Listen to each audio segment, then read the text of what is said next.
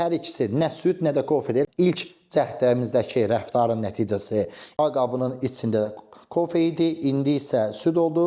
Salam əziz izləyicilər, hər vaxtınız xeyir olsun. Bugün yenə də mən sizinlə Anar Anka Rəşidov, Əri İnformatika test toplusunun həm müəllifi, sizə primitiv swap alqoritmini izah edəcəm. Yəni, iki dəyişənin dəyərlərinin yerini dəyişdirmək üçün istifadə olunan primitiv formada swap alqoritmi istifadə edəcəyik və abituriyentlərin etdiyi səhvləri ifadə edəcəyik.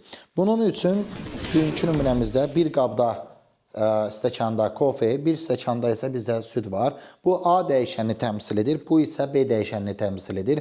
Adətən abituriyentlərin etdiyi səhv budur. Bunu lövhədə yazım ilk öncə.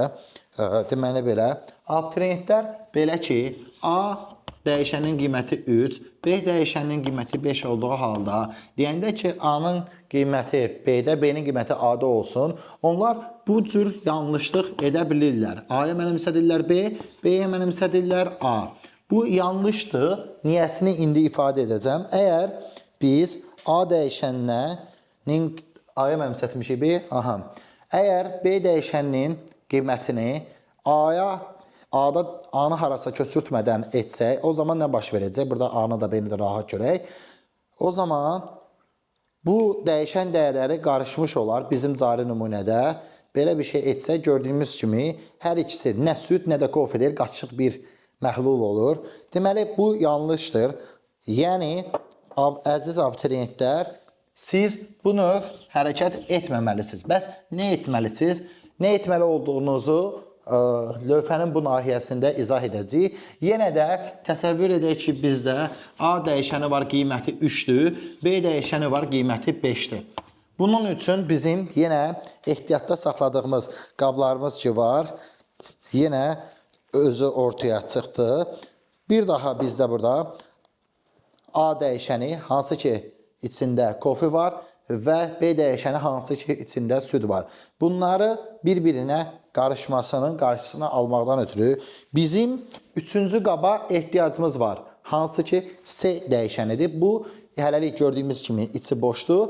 Ona görə biz hələlik C-yə nə mənimsədəcəyimizi təyin edək. İlk öncə mən A-ya B-ni mənimsətməmişdən öncə A qabının içindəkini C qabına töksəm və artıq A-nın dəyəri C-də qalmış olsa, ki bu hələlik axırıncı görülən işdir, o zaman A qabının içinə, yəni biz burada bunu etdik artıq, C-yə mənimsətdim A-nı, bəli, A qabının içinə B-ni tökərəm, süzərəm, gördüyümüz kimi, artıq bu prosesdən sonra biz B qabını başqa məqsəd üçün istifadə edə bilərik. Bu prosesi olduğu kimi göstərək.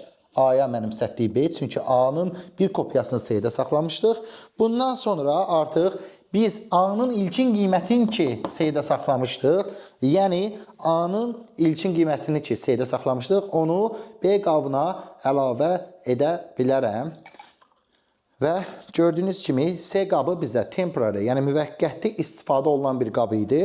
Bunu ona görə kənara qoyuram və artıq gördüyümüz kimi İlkin öncədə A qabının içində kofe idi, indi isə süd oldu. B qabının içində isə süd idi, kofe oldu. Yəni, son prosesi də icra edək. Artıq B-yə mənimsədirəm C və bu zaman nə baş verir? Gəlin, diqqətli baxaq. A-nın ilkin qiyməti 3 idi. Yəni, artıq burada A da 3-dür, C də 3 oldu.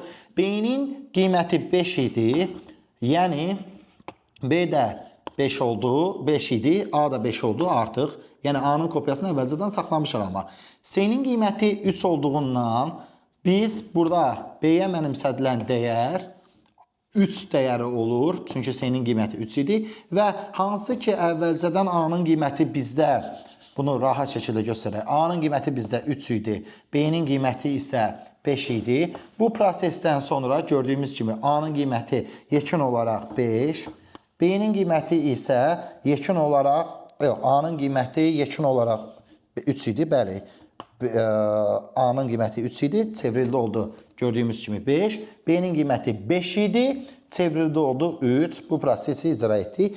Bir daha qeyd edirəm, bu sol tərəfdəki proses yanlış idi. Bunun da fərqini görməkdən ötürü mən A, B, C qabını burada sizə önə qoyub əvvəlki halı göstərirəm. İlk cəhdimizdəki rəftarın nəticəsi 2 dənə nə süd, nə də kofe olmayan bir məhlul qatışığı alınıb.